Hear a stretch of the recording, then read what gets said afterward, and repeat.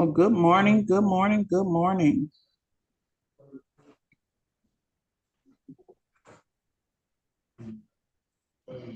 All right. So now that we are logged in, we're also live streamed, making sure that everything is on the pause.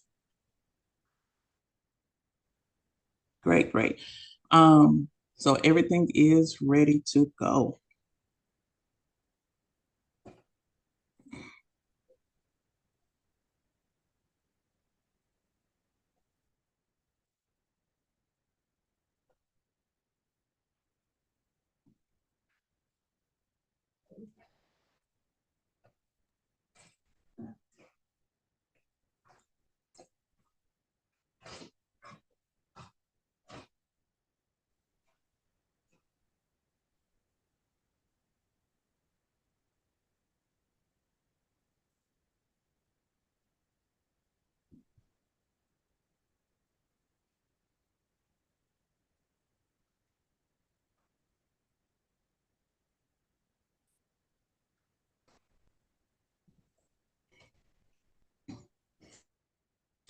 Okay, for you guys listening in, there's two things I want to make sure that we reference. It's always good. You can say, hey, I want to be an educator. I want to know why you want to be an educator. Okay. There's a couple of things we need to understand. One, we got to understand our audience. Who are we teaching? Two, what are we teaching? Okay. Number three, how do we even learn ourselves? All right. And then we're going to take that information and adapt it to how our learners learn. And you'll hear me say learners a lot because that means student. Okay.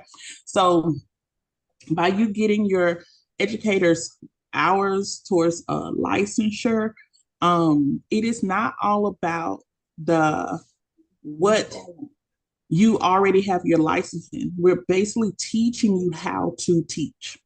Okay. It's all about classroom management. It's all about equipping you with tools that's gonna change somebody's life on down the line. All right. And so first thing we do, let's recognize who's in the house. And so we got roll call. All right. And this is an opportunity to chat, to say hello. Um, I want you guys to take notes, whether it's mentally or physically. Well, it is an opportunity to kind of break the ice within our classrooms. Okay. We're all about classroom management. And at the end of the day, you are the classroom leader. And so you will set the tone in the classroom. So the first thing we do, it's roll call. How do you do roll call? Okay, most of the time they'll come in and sign in, but you need to make roll call creative. All right. You want a handshake, you want to call names, you want to talk in a different language, you want to call it in Spanish. Teaching your students something in every aspect of the classroom, put on some music while there's roll call, whatever you need to do, but it's roll call. It's your opportunity to chat. You should never come in and just have it quiet and say, "Hey, y'all just sign in, okay?" No, you are on once you hit that threshold of that classroom. They're looking to you as the classroom leader. You have to take the accountability for the atmosphere that's been set in the classroom. And we have to prepare the students and the classroom and set the atmosphere for learning. Okay. Which means this is not something that fly by night. This is not, and I'm really passionate about it. This is not something that, um, my go-to, I'm gonna just wing it plan. No, this is only for those individuals that feel purpose. And educating and teaching, you gotta have a love for other people to learn. So if I can charge you with anything, you do not hold back. Okay. Structure your information. I'm gonna teach you how to structure your information that you're gonna give. But I do not want you to hold back. Okay. I want you to start out with fun facts. Okay. I want you to start out with fun facts. And so each one of you, I want to give you a homework assignment. Okay. I want at least 5 fun facts about you that you would share with your classroom. And I want you to give me those facts, not in words, but in pictures. Okay, not in words, but in pictures. And I want you to go to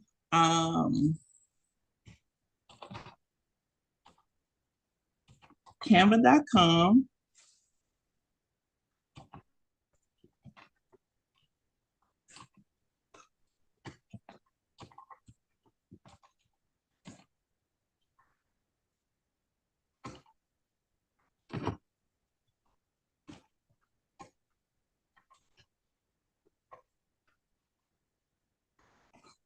Okay, I want you to go to canva.com, create a presentation slide with 5 fun facts about you in pictures.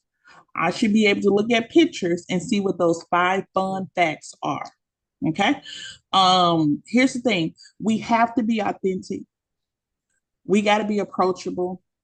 And a lot of times we got to show the students, not just in words, but also in visual aids as well. And so if you look at 5 fun facts about me, I enjoy cooking. I love fragrance, flying, reading, and ice cream. Those are 5 fun facts. All right. Sharing that with your students, especially in a new class, kind of breaks the ice. It lets them know that you're not somebody who's unrelatable. Okay. Because maybe they share a fun fact with you as well. So this is what we would call an icebreaker. And you actually building relationship with the student, all right, slash learner, and you're not building relationship as FRIEND. We don't go in trying to be their friend, but we go in as their learner, their learning leader. Okay. You are the leader of the classroom. You set the atmosphere. You're going to bring in relatable and knowledgeable information, relevant. All right. And so we're just trying to build a connection here. And so that's your homework. And we're going to have that due on Thursday morning. Okay. So Thursday morning, I want you to have that ready.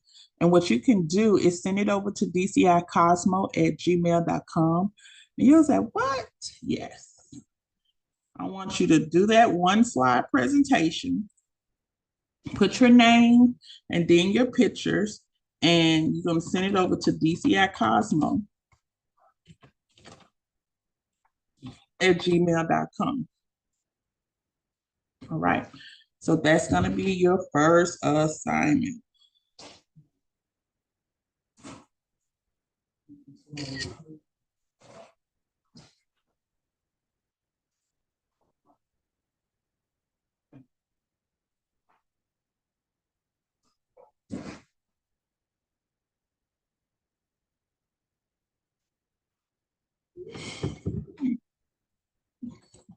All right. And so that's what we're going to make sure we do. Got to have, and this is part of classroom management.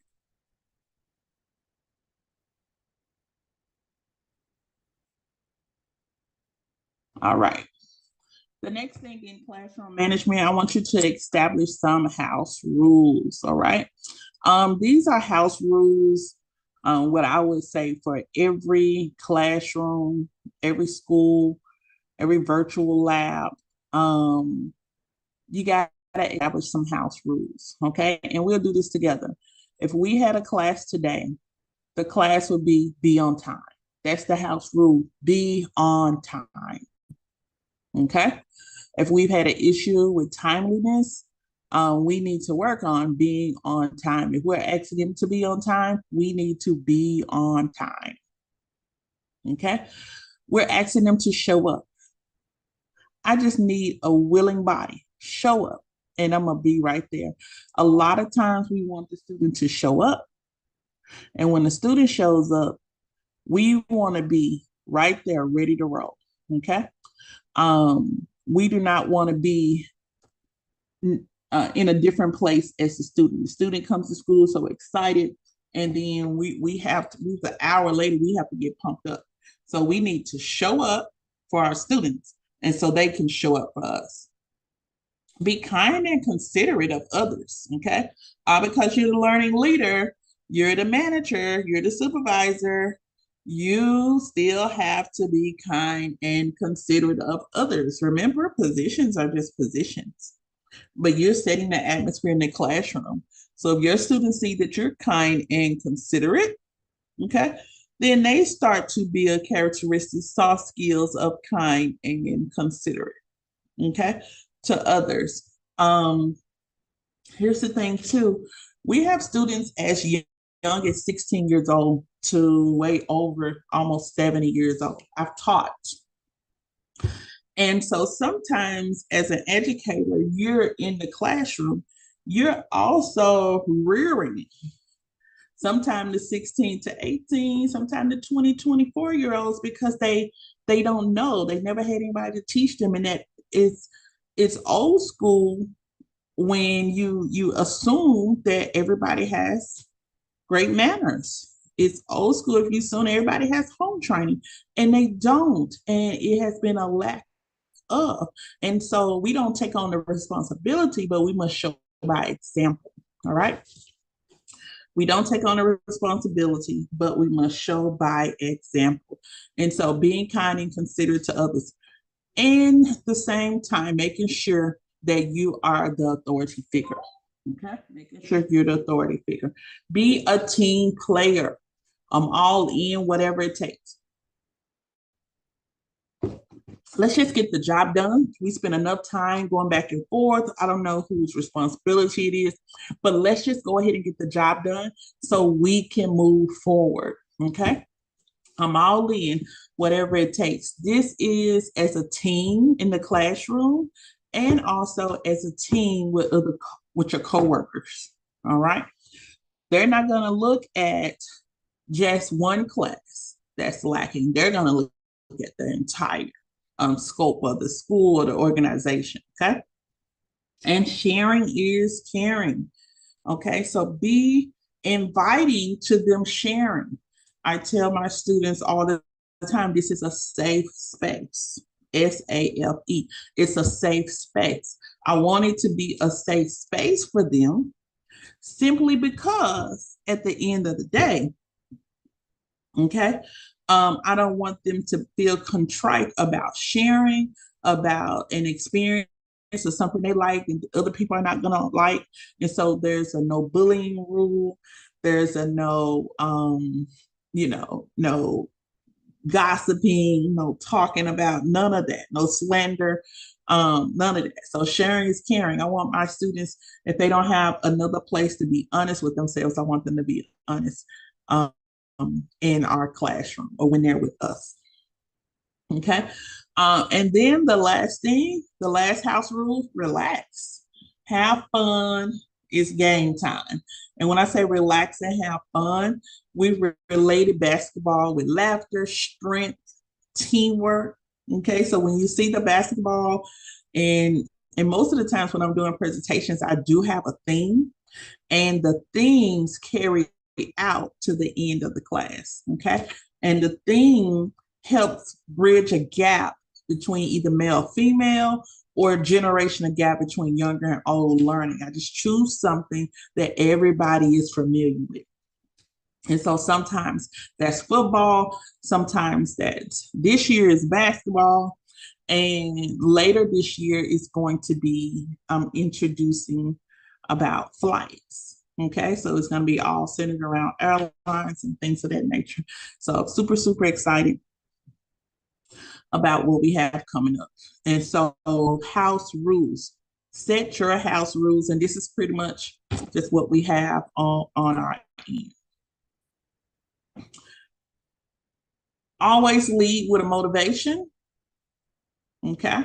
Always lead with a motivation, whether it is a motivation on the wall, whether it is a song, or whether it is quotes, okay, things of that nature.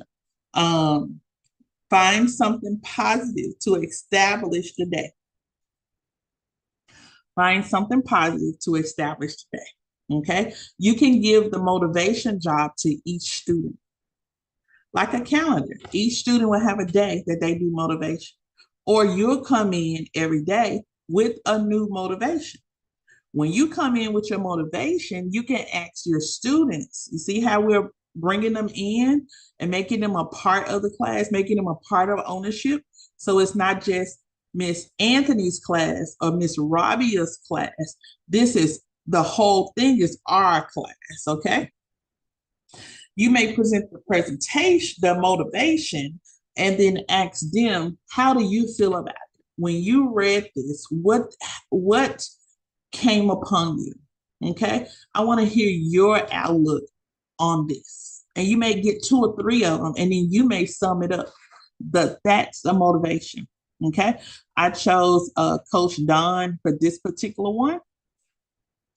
And then once I read the motivation, I allowed two or three individuals to come in and really give their input on the quote. Okay.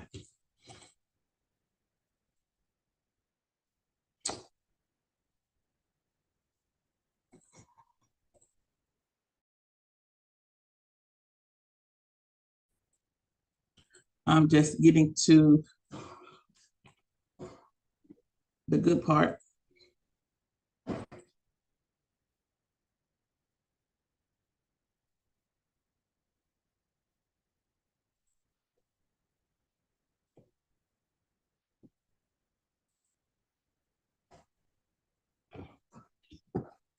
All right.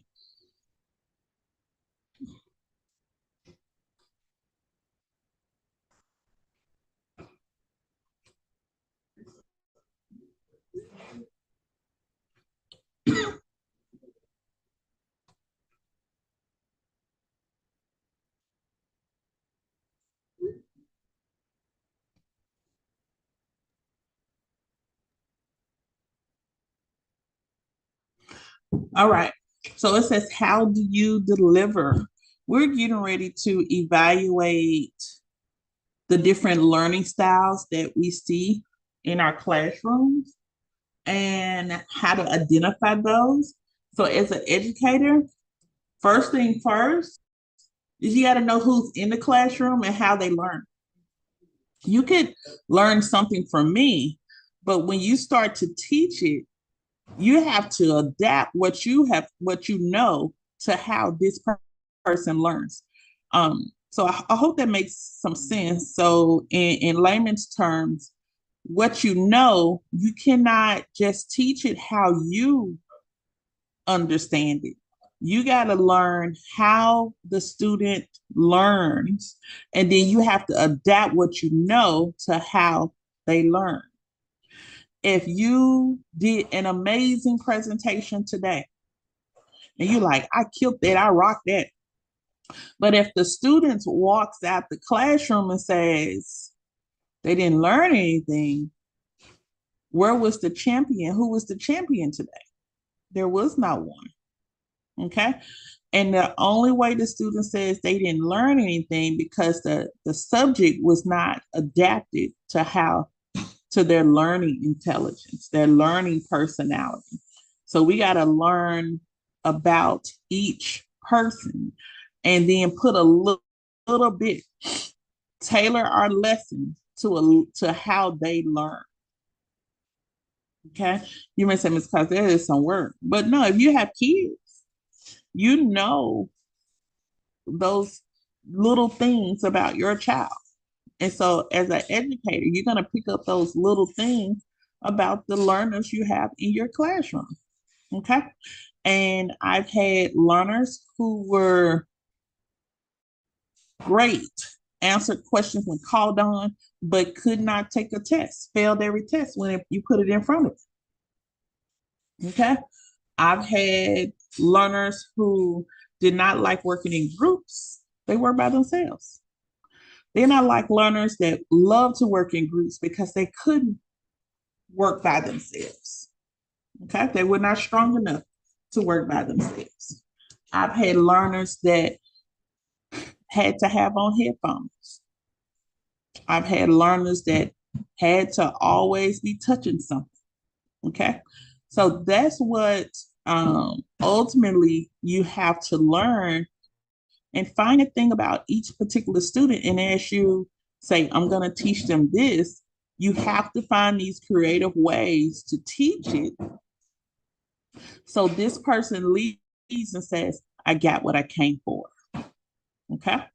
So it says we must become knowledgeable of a variety of learning profiles and models, as well as the use of multiple intelligence. Okay. So here we go, guys. You have to be knowledgeable of how they learn. Okay. What grabs their attention. And then we must offer our adult learners, let's underline that, adult learners choices. Okay. And so and this is a tip, I never want to make all of the choices for adults. Okay. One, they're adults. Two, I want to make them feel like they're a part of the classroom. This is not a dictatorship. Okay. We are a part of something bigger, and it's going to take all of us to work this out. Now, yes, they know who the authority figure is, but we're also teaching adults. Okay. We got to make it fun. It should be amazing. Remember, it's beauty. And so it should be easy to teach, but you have a lot of individuals, you have generational gaps.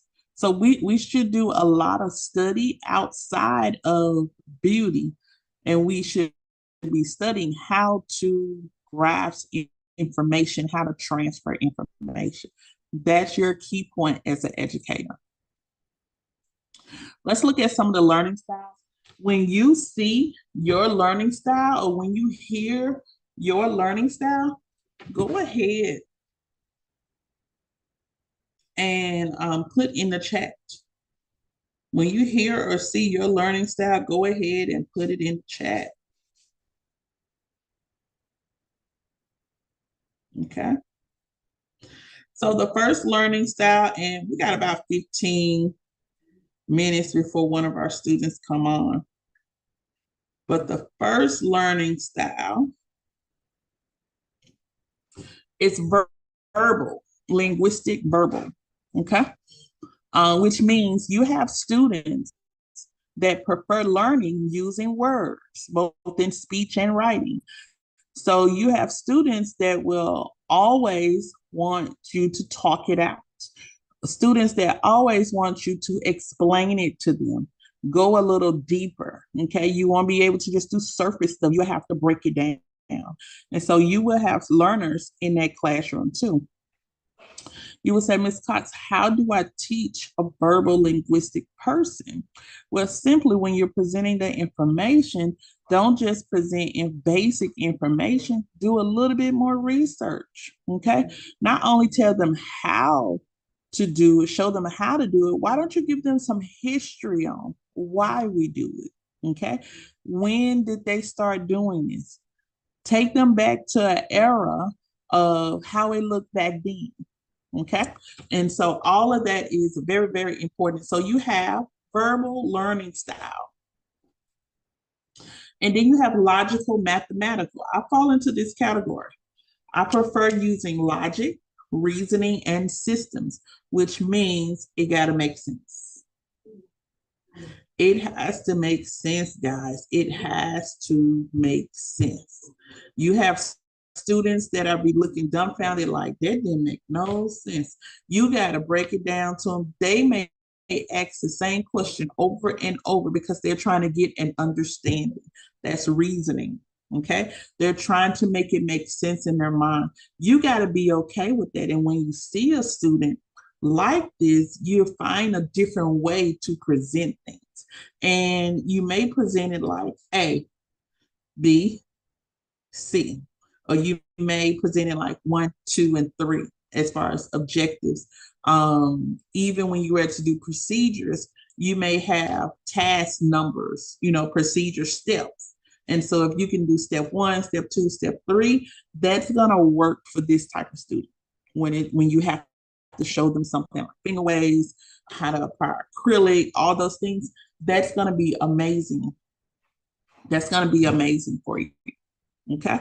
And so you'll have logical mathematical students that's going to ask you to break it down a little more, but they're going to probably ask you to repeat questions, but they want systems. Okay. They're probably really good at numbers, really good at counting money. And these particular students excel when they have full understanding. And then you have bodily kinesthetic, all right? Bodily kinesthetic students, they refer using their body, their hands, or sense of touch. This is a person that's learning, but they're doing something with their hands. It may be a person also that said, hey, I'm a hugger, fine. And a person that may have, the ball in their hand, the stress ball, and they're working through their work, but they're squeezing that ball. This is a person that probably always has breaking down something and trying to put it back together. As an educator, what I've had before, I've had a bowl. We had one of my training sessions. I had a bowl with these like connected dot puzzle pieces. And while I was teaching, different people would have to go, they would go into the bowl, just put the bowl there, and then they would build something like connected dots. All because they were building it, it didn't mean they were paying attention. It means they needed that touch of building something to focus on what I was saying. Because you can turn around and ask these same people what I stated, and they will be able to repeat it. So this bodily kinesthetic learning style, sometimes you can't get mad at them for having just piddling something in their hand. Maybe that's part of their learning. You will also find that these individuals will probably keep a phone in there. Okay. And so you can have something else in place other than the phone. You can have something else in place other than the phone, maybe stress balls or something like that on the table where they don't have to reach for that device. But you having a lesson and throwing, like you throw the ball and whoever catches the ball, it's your turn. That helps incorporate what you're teaching. Okay. Doing something with your hands. Then you have your visual, spatial learning style. These are individuals who can see something and they can do it. They work well. I mean, their practicals are off the chain. Okay. They work well with pictures, images, and just from looking at the picture. Yeah, Robbie, I see visual. Just from looking at the pictures, they got it. Y'all can look at a video and be like, oh yeah, I got that. I can look at the picture and be like, oh yeah, we got it. Okay. So they have understanding through vision. So pictures, videos, DVDs, whatever you need to get your point across. As you teach, pull in magazines. As you teach, pull down pictures from Google, whatever. It is a supportive tool as you teach. Okay. Pull out a handout, drop a link or something. Okay. It's a supportive tool as you teach. And then you have musical, auditory, musical, which means audio. These people work well with sound. So yeah, they may study very quietly with their earphones, all that stuff in. And you said they can't possibly be studying. Yeah, they are rhythm learners. All because there's a beat or a chant in the background, it allows them to absorb more of the information. Okay. They thrive off of rhythm. So cheers. So when you're teaching, you're gonna teach manicure steps. It would be cool if you taught manicure steps and had a game where you had to create a cheer, or you taught manicure steps with instrumental music in the background, or whatever you were teaching, you had some type of rhythm because that student that needs sound would not be thrown off. The student that needs sound would take the sound and it would be soothing and they will be able to process the information, and they would just learn better. Okay, so if you were teaching and there was absolutely no sound, you will lose this student. This student will probably start acting out because they're having a frustration to they can't get it. But when you start adding sound and you're adapting to their learning style, they're like, oh, okay, now I get it. So yes, some things can be psychological, but these are really how people learn. And we have a lot of people who are musical. I adore a sound. I love a sound. Then you have interpersonal, INTER. Okay. This is a person that likes to be in groups. They love a project. They love to be in groups. Okay. They would rather do their little part than have the whole responsibility. So you have people that love to be in groups. And so when you notice that you have a groups that kind of hang together in the teaching aspect, even when you're doing theory, put them into little small groups. Okay, because they can bounce off of each other and really they learn more within their peer group. And then it's intra, TRA. So it's inter and then intra. Okay, intrapersonal. This person says, I don't want to work with no group. I work better by myself. I can understand it. I don't want no responsibility of somebody else. They eliminate all the issues with other people. And so intrapersonal refer to working alone, and they use self-study. They're good with studying by themselves. Okay? Or you may have an individual in the classroom who is intrapersonal. Do not try to put them with a group.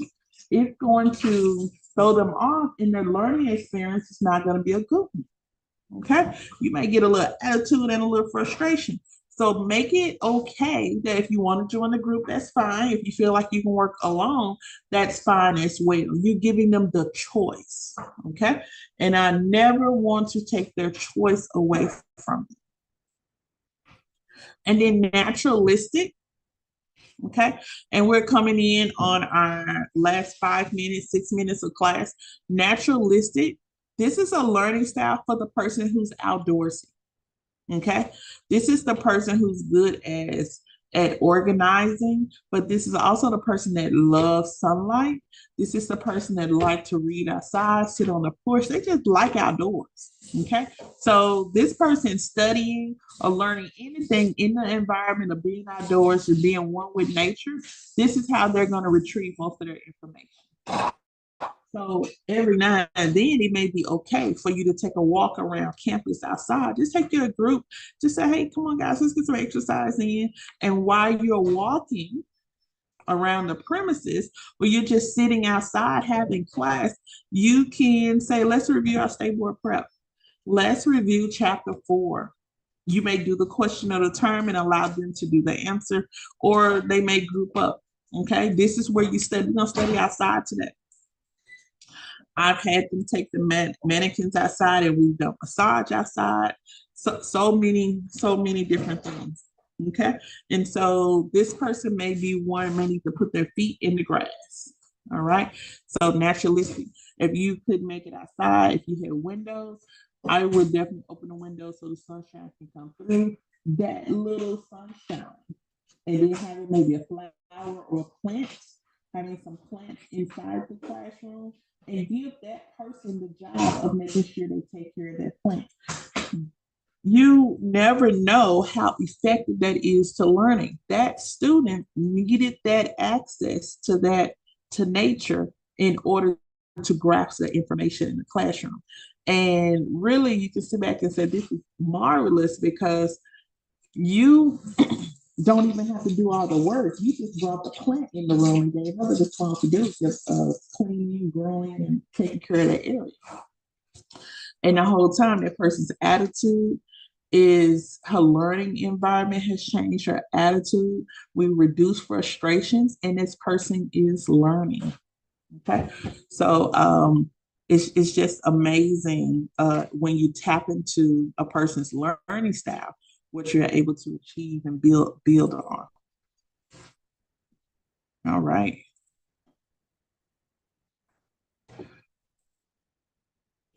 So as we begin to close out this lesson, and it will be available on our YouTube. All right. Every time you teach, no matter what subject is, you need to tap into 4 learning styles. So going forward, every subject you teach, we're going to build some lesson plans. You need to tap into 4 learning styles. You need to always say, okay, if you're going to teach nails, if I'm going to teach manicuring, I'm going to just use manicuring for an example.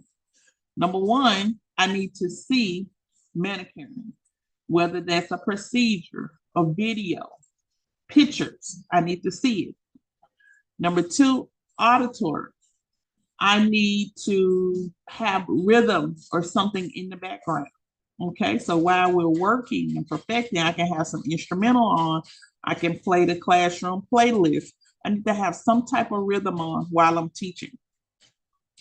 And then kinesthetic, they need to touch something. I need to practice. Okay, I need to have the manicure tools out.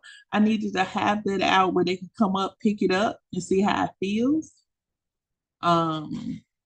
Especially with the acrylics and the different tweezers, the brushes. You may have a class one day where you have different polishes and things like that. It needs to be something out there where they can touch, they can feel, they can see.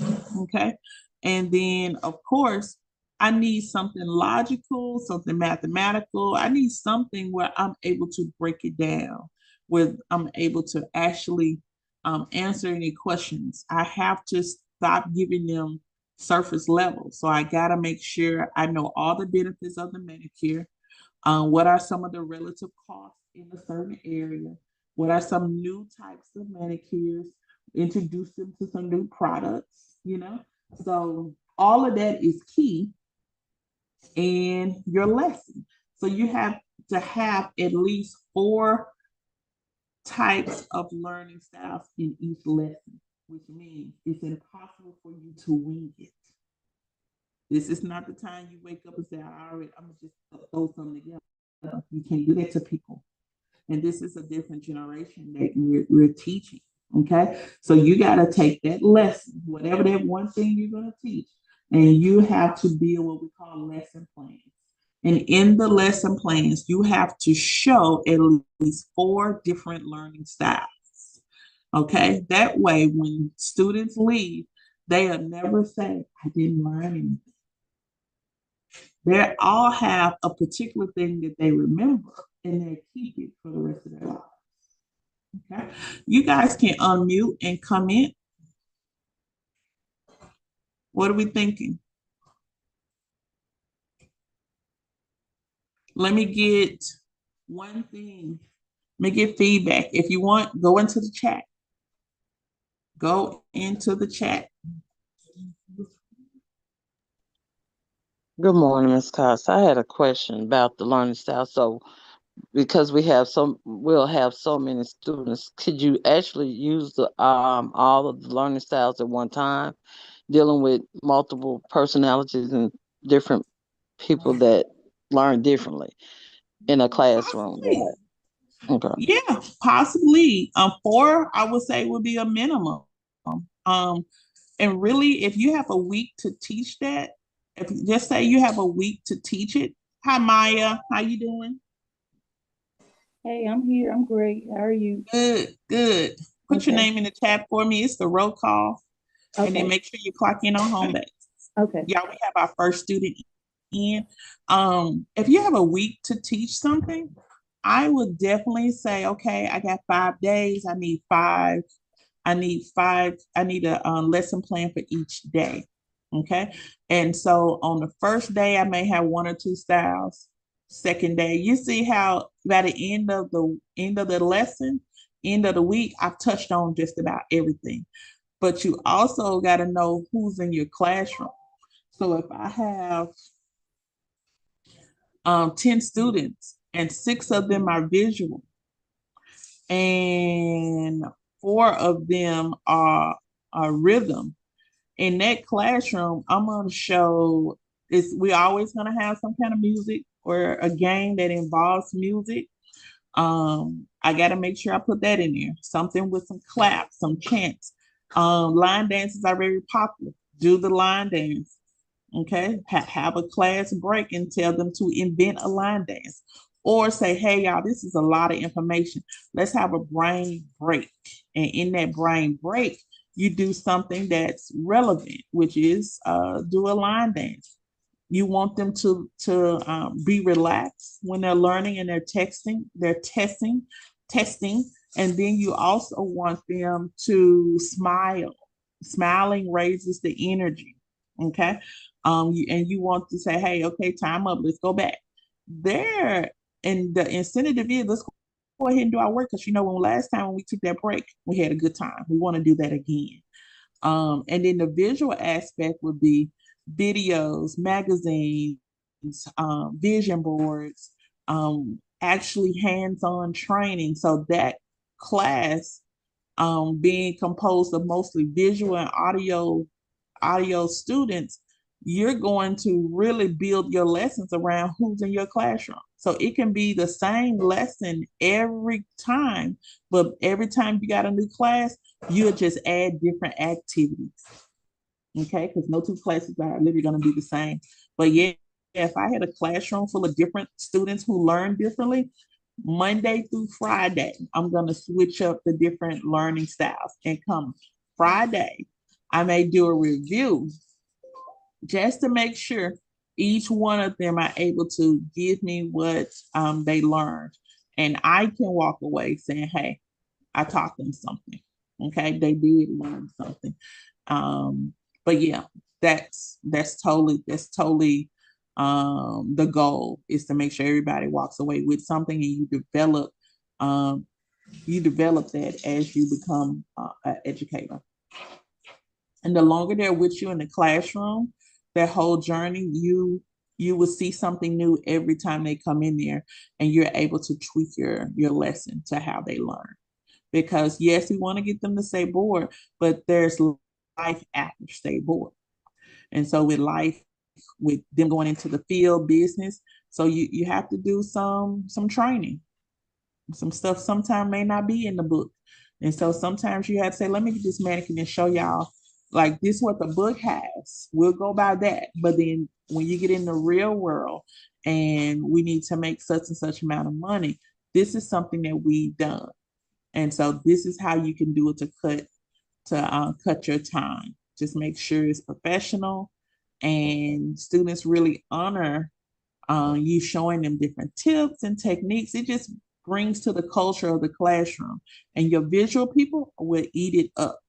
And while they're working on their mannequin, having a little music in the background, you're gonna have a happier classroom. Okay. So that was a good one.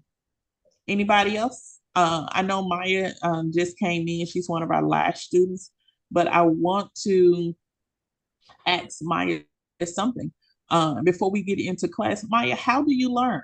Do you have? Do you prefer? You learn visual. You like Um, rhythm when you study. You like to have something in your hands. You like working I'm a in groups. visual learner, but I also like hands-on, and Hold then on, also like what you said. we can't hear you a little bit. Can you hear me now? Can y'all hear her? Yes. Okay. I, I said I'm a visual learner, but I'm also like hands-on too. So I like hands-on training. So I can actually see. I guess that kind of goes in with visual. So like hands-on and visual. Yeah, you want to see, touch, Mhm. smell. Yeah. Okay. Awesome, awesome. So, ladies, that was a honest, reflection from a student. She's visual, but she likes hands-on. And so we definitely have students that are visual and hands-on. So that means no matter what the lesson in, every time we teach this student, we got to make sure in the lesson that we have some kind of demo or something hands-on where they can touch, whether that's even looking at different tweezers, looking at different tools, different lash styles, and putting as much visual presentation in front of them as possible, even if we got to put it in their hands. Okay. So that's one thing, a couple of things you want to look at as well. I'm gonna take a 5. Stay on, Maya. I'm gonna take a 5. We're gonna close out this particular lesson that's being live streamed. You can go to DCI Education Group and you will see tons and tons of videos of our classes. And it's a resource so all of our students are able to go back. I don't want anyone to say I didn't get it. We use all of this for state board prep. And so as I begin to close out this live stream, we'll be back in 5 minutes and we will intro about lashing. We'll also have our aesthetic students who will be joining us as well, because everybody is going to have to know about sanitation. So Maya, I'm going to give you your next assignment. I did get your assignment. Your next assignment is going to involve you doing getting your Barbicide certifications, okay? Okay, thank you. All right, so hold on about 5 minutes. Teachers, if you would like to stay on, that's amazing. If you have to go, you have a blessed and amazing day, and I will see you Thursday morning. Miss Anthony, once the classes are over with, sometime tonight, I will give you a call, but I'm stopping live stream now, and we are officially on break. And I'm going to leave. And this is for my educators too. We can close out one class if we are virtual and then prepare for the next class. That's what's happening. So I'm going to close down an instructor educator class and we're going to take a breather, get your coffee, go to the restroom, drink your water, and we're going to come back and just kind of dabby a little bit in the lash extension course, and then we'll move to the sanitation disinfection course, okay? Levels of infection control. So I'm gonna go mute and see you guys at 10:15. Y'all have a blessed one.